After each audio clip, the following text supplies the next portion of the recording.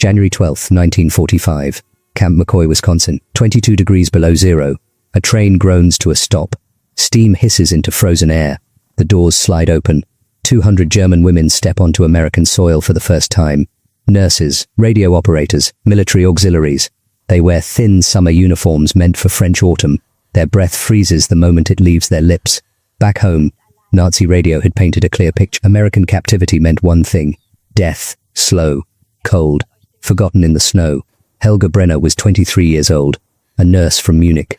She looked at the endless white landscape and thought, this is where we die. But 72 hours later, she was sitting in a warm mess hall, eating scrambled eggs, bacon, fresh bread with butter, and an American farm woman was wrapping a hand-knitted wool scarf around her neck. The same enemy she was taught to fear was saving her life. This wasn't supposed to happen. This broke every rule of war, every piece of propaganda, every expectation. And yet, it happened. All of it. Documented. Verified. Real. What you're about to hear is one of the most remarkable survival stories of World War II. Not because of battles or bombs, but because of something far more dangerous to hatred: kindness. This channel exists to bring you forgotten history that changes how you see the world. If that matters to you, hit subscribe right now, turn on notifications, and support this channel by watching until the very end. Because what these German women learned in the frozen Wisconsin winter didn't just save their lives, it shattered everything they believed about their enemy. Let me show you how it began. January 12, 1945. Camp McCoy, Wisconsin. Outside, the world was white. Snow covered everything: trees, roads, buildings, all buried under a thick frozen blanket.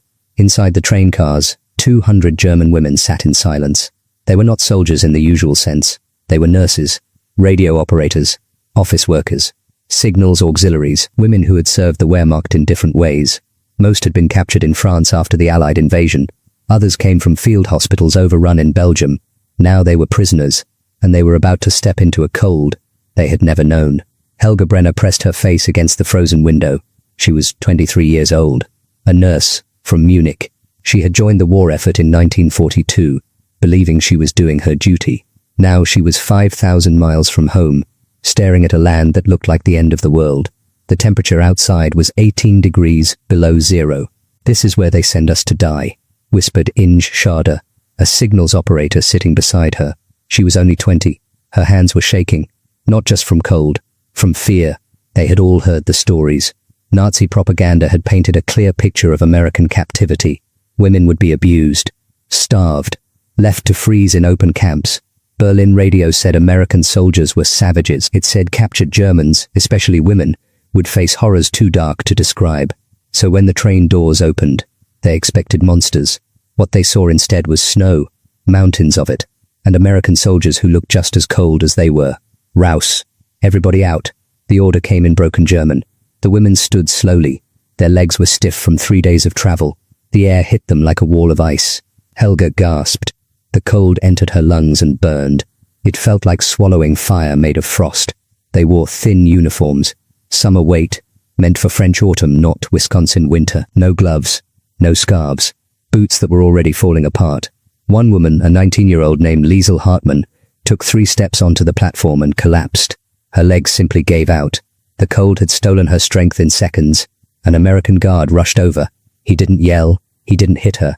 He picked her up and carried her toward a waiting truck. Helga watched this, confused. This was not what she had been told. The women were loaded into canvas-covered trucks, 30 per vehicle.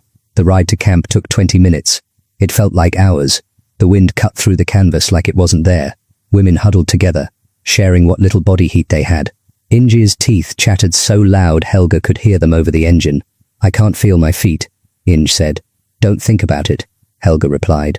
"Just keep moving your toes." But Helga couldn't feel her own feet either. When they arrived at Camp McCoy, they saw rows of wooden barracks. Simple buildings, long and low. Smoke rose from small chimneys. At least there would be heat. That was something. The camp held over 4,000 prisoners in total.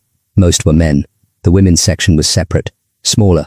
200 women in 4 barracks, 50 per building. They were lined up in the snow for processing. Names taken, numbers assigned. Basic medical checks done by American doctors who spoke no German. The whole thing took 2 hours. 2 hours standing in 18 below cold. By the end, 11 women had frostbite on their fingers. 3 had it on their ears. Liesel Hartmann, the girl who had collapsed, had it on both feet. A German-speaking American officer addressed them before they entered the barracks. "You are prisoners of war," he said. "You will be treated according to the Geneva Convention. You will work. You will follow rules. You will not be harmed." Helga listened. She wanted to believe him, but the propaganda echoed in her mind. Americans lie. Americans are cruel. This is a trick. That night the women entered their barracks for the first time. Thin walls, small iron stoves, cots with rough blankets. It was warmer than outside, but still cold, still hard. Helga lay on her cot and stared at the ceiling. Her fingers throbbed. Her ears ached. She could hear women crying in the dark. Soft, quiet sobs of exhaustion and fear. Gerda didn't make it to the barracks. Someone whispered they took her to the infirmary. Hypothermia. Helga closed her eyes. They had survived the war. They had survived capture. Now they had to survive winter, and winter here was a predator. She thought about what the officer had said. "You will not be harmed." But the cold was harm. The thin walls were harm. The inadequate clothing was harm. Maybe they didn't need to shoot us, she thought. Maybe the snow will do it for them. She pulled the rough blanket tighter. It smelled of wool and dust. Not enough, not nearly enough, but as she drifted into an uneasy sleep, she did not know what was coming. She did not know that help was already on its way. Not from the military, not from Washington, from the people of Wisconsin. And what they would do next would change everything these women believed about their enemy. Morning came slowly. Grey light crept through the frost-covered windows. Helga woke to the sound of a bell ringing outside. Her body ached. Her fingers still throbbed from yesterday's cold. But she was alive. She looked around the barracks. 49 other women were stirring on their cots. Some moved quickly. Others stayed curled under their blankets, unwilling to face another frozen day. The stove in the center of the room had gone out during the night. The temperature inside was barely warmer than a refrigerator. Helga could see her breath hanging in the air like tiny clouds. Aufstehen. Everyone up. A female American guard stood at the door. She didn't yell. Her voice was firm, but not cruel. She waited as the women slowly rose from their cots. "Breakfast in 15 minutes, she said in accented German. "Then work assignments." Breakfast. Helga almost laughed. In the last months of the war, breakfast had meant watery soup, sometimes just hot water with a few cabbage leaves floating in it. Germany was starving, the army was starving, everyone was starving. She expected the same here. Thin gruel, stale bread, maybe nothing at all. What she found in the mess hall made her stop walking. Long tables were set with metal trays. On each tray sat scrambled eggs, real eggs, thick slices of bread with butter, hot coffee, and bacon. Actual bacon, pink and crispy, the smell filling the entire room. Helga stared. She had not seen this much food in over a year. "Is this real?" Inge whispered beside her. It was real, and it was for them. The women ate in stunned silence. Some cried as they chewed, not from sadness, from shock, from the overwhelming taste of food they had forgotten existed. Helga bit into the bread. It was soft, fresh. The butter melted on her tongue. She thought of her mother back in Munich, who was probably eating turnip soup right now. If she was eating at all, here she was, a prisoner, eating better than her own family. This was the first crack in the wall of propaganda. After breakfast came work assignments. The women were divided into groups. Some would work in the camp laundry, others in the kitchen. Some would sew and mend uniforms. A few with medical training, like Helga, were assigned to the camp infirmary.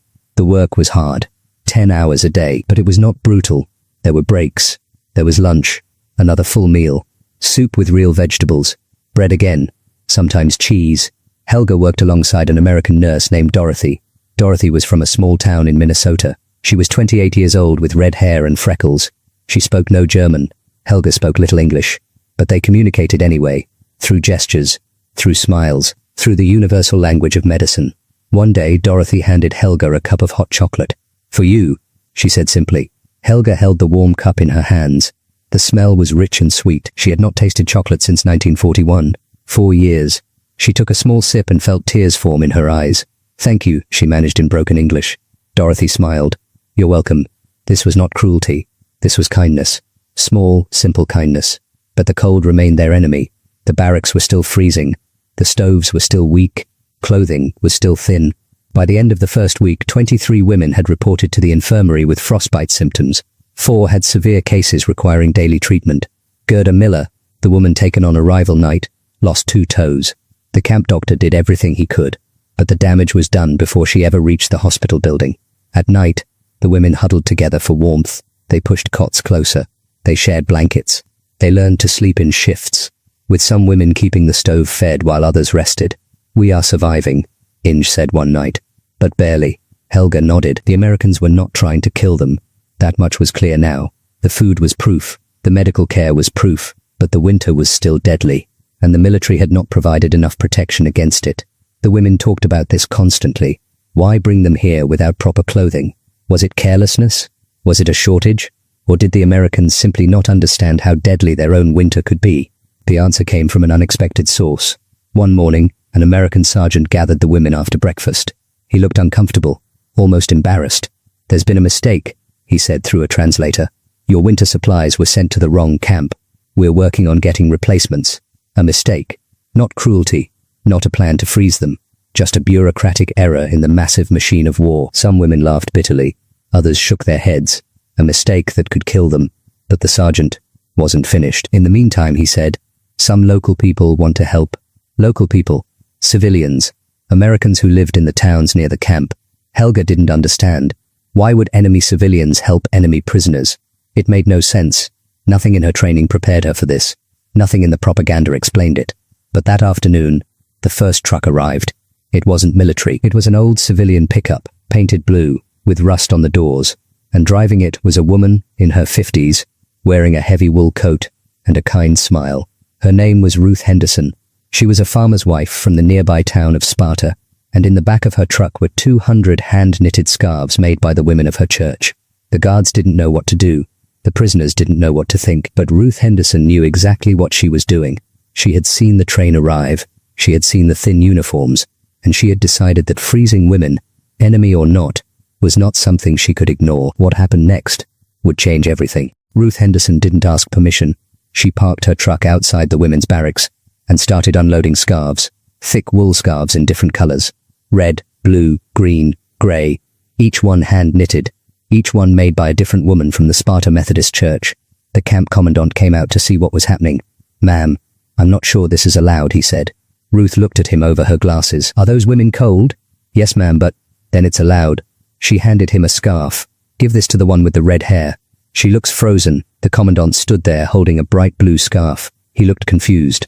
Then he smiled. "Yes, ma'am." The women prisoners were called out. They stood in formation, uncertain. Another inspection? Another roll call? They didn't know. Then Ruth started handing out scarves, one by one. She looked each woman in the eyes as she did it. She smiled. She nodded. She didn't speak German, but her message was clear. "You are cold. Here is warmth. That's all." Helga received a green scarf. The wool was soft, heavy. She wrapped it around her neck and felt immediate warmth. Real warmth. Her eyes filled with tears. "Dank," she whispered. Ruth didn't understand the word, but she understood the gratitude. She patted Helga's shoulder and moved to the next woman. Inge got a red scarf. Liesel got a grey one. Every woman received one, all 200. Ruth had brought exactly enough. After she left, the women stood in silence. They touched their scarves. They looked at each other. Finally, someone spoke. Why would they do this? No one had an answer. But Ruth Henderson was just the beginning. 2 days later, another truck arrived. This one brought coats. Heavy winter coats. Donated by families in 3 different towns. Toma, Sparta, La Crosse. People had cleaned out their closets. Some were old coats. Some were nearly new. All were warm. The Lutheran Church delivered 150 pairs of wool socks. The Catholic Women's Guild brought mittens and gloves. A retired schoolteacher named Margaret Klein showed up with a station wagon full of flannel nightgowns. "Can't sleep in the cold wearing those thin things," she told the camp doctor. Over the next 3 weeks, 17 different groups of civilians brought supplies, food, clothing, blankets. One farmer donated 40 pounds of butter. A dairy in Sparta sent fresh milk every week. A woman who owned a bakery brought bread still warm from the oven. The military didn't organize this. No government program funded it. No general ordered it. This was ordinary people making an extraordinary choice. Helga couldn't process it. She worked in the infirmary trying to understand. Why help the enemy? Germany had bombed Allied cities, killed Allied soldiers, started the whole terrible war. And now these Americans were knitting scarves? She asked Dorothy, the red-haired nurse, one afternoon while they changed bandages. "Why you help us?" Helga asked in careful English. Dorothy thought for a moment. "Because you're cold. Because you're here. Because it's the right thing to do. But, we are enemy. Dorothy looked at her. You're also human. That comes first. This simple statement broke something inside Helga. All the propaganda, all the teaching about racial superiority, about enemies and allies, about us versus them. It all shattered against the reality of a Minnesota farm girl who believed humanity came first. The women began to change. Slowly, carefully. They worked harder, not because they were forced to, but because they wanted to. It felt like repaying a debt. When Ruth Henderson came back with another load of supplies, the women cheered. Actually cheered for an American civilian. Margaret Klein became a regular visitor. She was 67 years old, a widow. Her son had died at Normandy, killed by German artillery in June 1944. She had every reason to hate these German women. Instead, she taught them English phrases. She brought books. She sat in the barracks on cold evenings and talked with them through a translator. About life, about farming, about Wisconsin winters. One night, Inge asked her the question they all wondered. Your son. Germans killed him. Why you help us? Margaret was quiet for a long time. The barracks was silent. Everyone waited. My son died fighting cruelty, she finally said. If I'm cruel to you, then what did he die for? I honor him by being better than the thing he fought against. There was not a dry eye in that barracks. By February, the death rate among the women prisoners remained 0. Frostbite cases dropped dramatically, from 23 in the first week to just 3 in all of February. And those 3 were minor, no amputations. No permanent damage. Compare this to other POW camps. Camp Concordia in Kansas reported 6 deaths from cold exposure that same winter. Fort Robinson in Nebraska lost 4. Camp McCoy's male prisoners lost 2. The women's section lost none. The difference was simple. The women had received help. Not because of military efficiency, not because of government orders, but because ordinary Americans decided that freezing women was wrong, no matter what uniform they once wore. But the scarves and coats weren't enough to survive what was coming. Wisconsin winter had one more test, one final trial that would push every lesson to its limit. And this time the help would come from someone even more unexpected. A man who understood this land better than anyone. A man whose ancestors had survived these winters for thousands of years. His name was Samuel Red Cloud, and what he taught them would mean the difference between life and death. Samuel Red Cloud arrived on a Tuesday morning in mid-February. He was Ho-Chunk. His people had lived in Wisconsin for over 12,000 years. Long before Germany existed, long before America existed, his ancestors knew this land when glaciers still covered it. He was 58 years old, quiet, strong. He wore a heavy coat made of deer hide and wool. His face was weathered like old leather. His eyes missed nothing. He came to the camp gate and asked to speak with the commandant. I heard you have women who don't know winter, he said. I can teach them. The commandant was surprised. You want to help German prisoners? Samuel looked at him steadily. I want to help people who are cold. Winter doesn't ask what country you're from. The commandant agreed. He had seen what the local civilians were doing. If a native elder wanted to help, who was he to refuse? Samuel gathered the women outside the barracks the next morning. 200 German women standing in the snow, staring at this American Indian man who had come to teach them. Most had never met a Native American. Nazi propaganda had told them nothing about indigenous peoples. These women were nurses, radio operators, office workers. They knew cities, hospitals, military bases, not forests, not survival. Samuel spoke through a translator, a young Ho-Chunk woman named Mary who worked at the camp as a clerk. Winter is not your enemy, Samuel began. Cold is not trying to kill you. You just don't understand it yet. Once you understand, you can live with it. He started with breathing. When air is this cold, don't breathe through your mouth. Breathe through your nose. Your nose warms the air before it reaches your lungs. Through your mouth you freeze from the inside. Such a simple thing. But none of them knew it. Helga had been breathing through her mouth for weeks, gasping in the cold. No wonder her chest always hurt. Next, Samuel taught them about layers. One thick coat is not enough. You need layers. Air trapped between layers keeps you warm. Wear everything you have. Thin shirt, then thicker shirt, then sweater, then coat. The air does the work. He showed them how to wrap their scarves properly.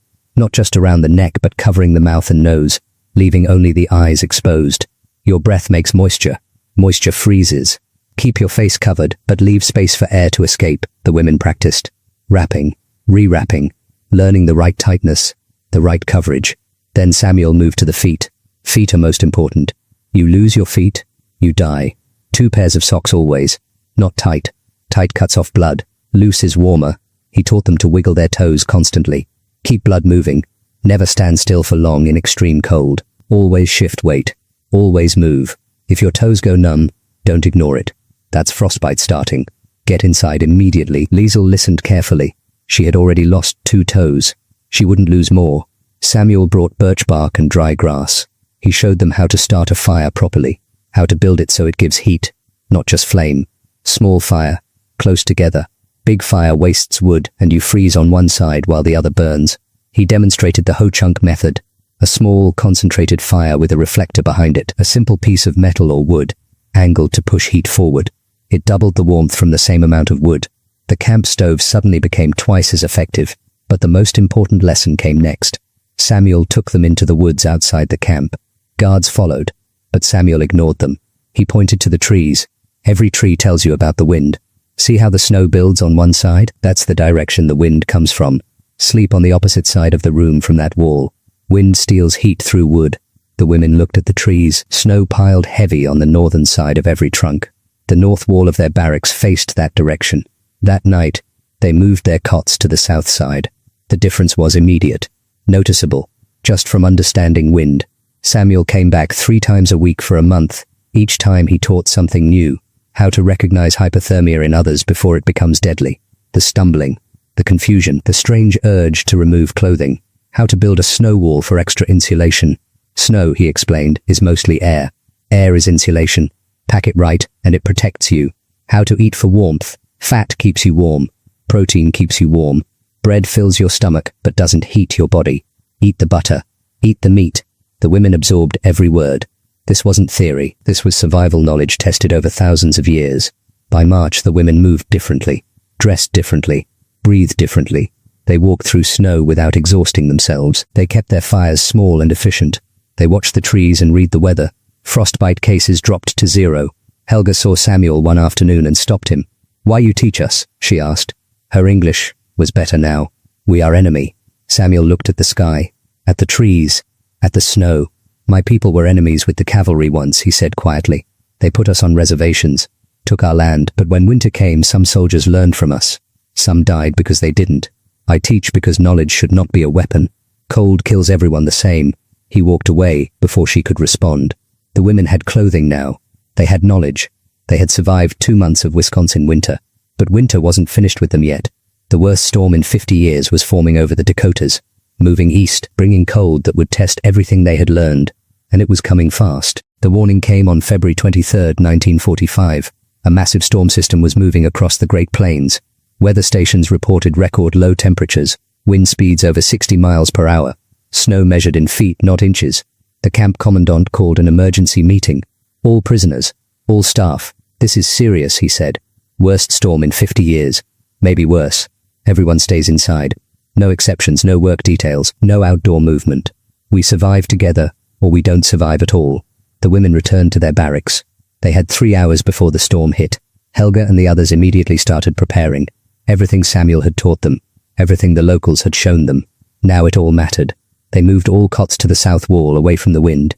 They stuffed rags and paper into cracks around windows. They organized their clothing in layers, ready to wear everything at once. They stockpiled wood next to the stove. They filled every container with water before the pipes froze. Inge checked everyone's boots and socks. 2 pairs each.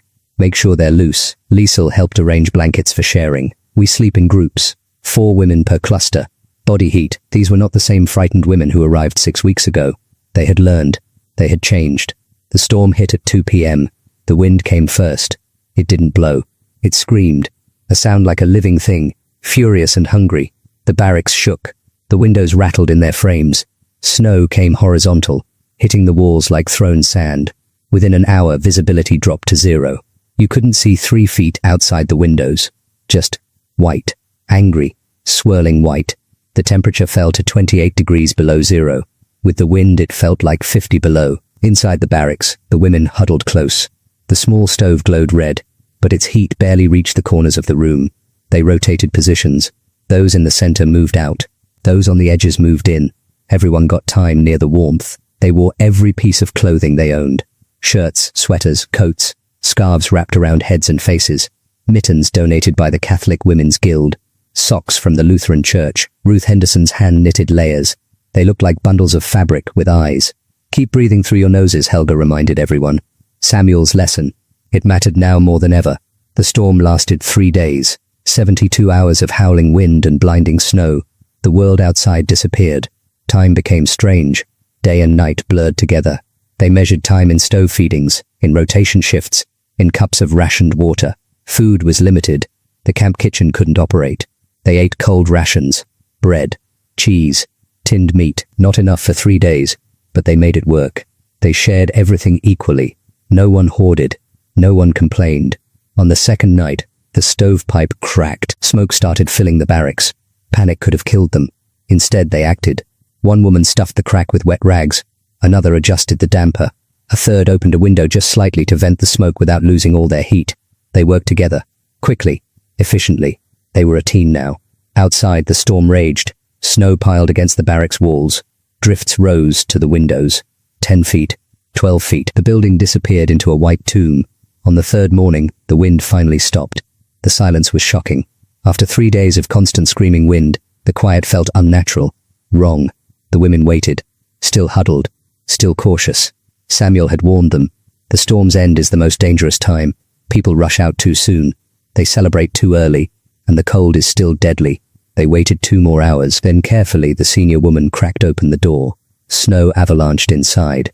A wall of white, packed solid. They were buried. It took an hour to dig out. Using boards, metal trays, bare hands. They tunneled through snow taller than any of them. Finally they broke through to daylight.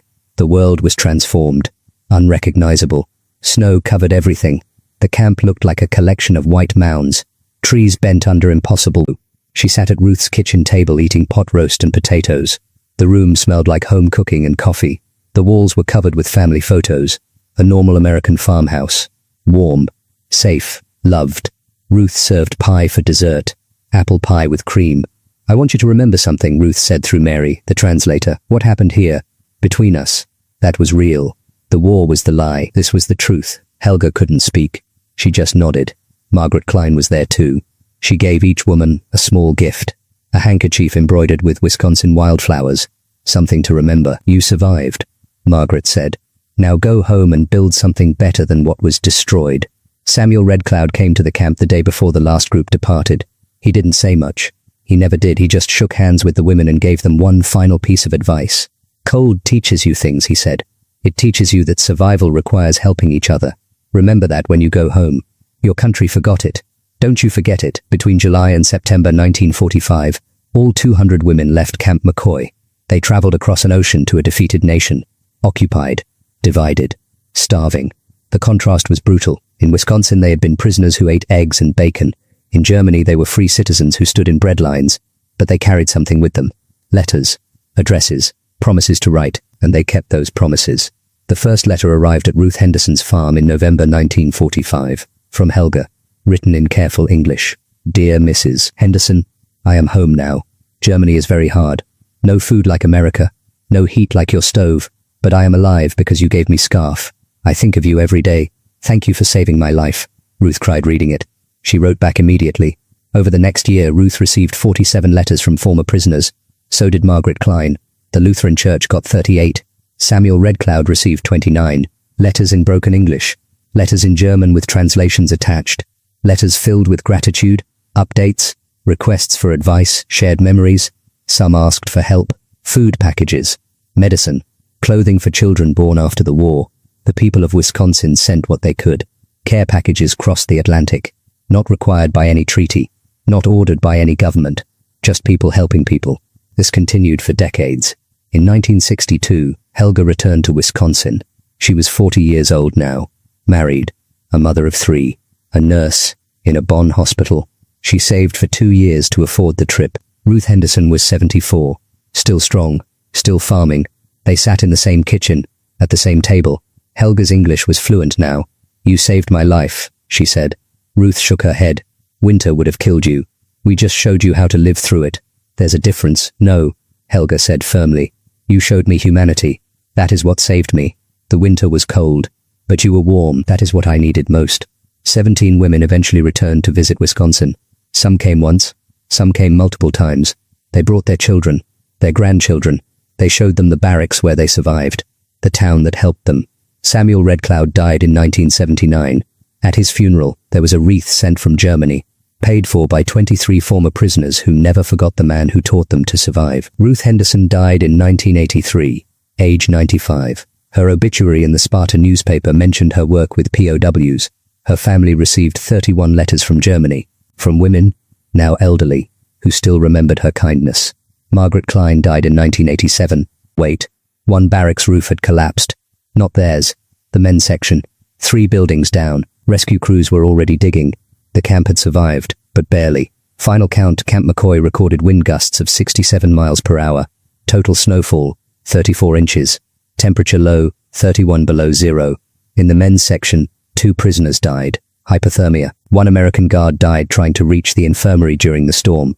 In the women's section, 0 deaths. 0 serious injuries. Not 1 case of severe frostbite. Every single woman survived. And then they saw something impossible. A truck was pushing through the snow toward their barracks. An old blue pickup. Rust on the doors. Ruth Henderson. She had driven through the aftermath of the worst storm in 50 years to check on them. In the truck bed, hot soup in insulated containers, fresh bread, blankets. Behind her came Margaret Klein in her station wagon. Then 3 men from the Ho-Chunk reservation with firewood and venison. Then the Lutheran church group with medical supplies. The civilians had risked their lives to bring help. The camp commandant stood in the snow, shaking his head in disbelief. "You people are absolutely crazy." Ruth Henderson smiled. "Maybe, but those girls needed soup." In that moment, something shifted. The women weren't prisoners anymore. Not really. They were neighbors who had survived a disaster together. The war still existed. The rules still applied. But something deeper had happened. Something the storm had revealed. They had become human to each other. May 8, 1945. Germany surrendered. The news reached Camp McCoy on a Tuesday morning. The war in Europe was over. After 6 years of destruction, the fighting had stopped. In the women's barracks, the reaction was complicated.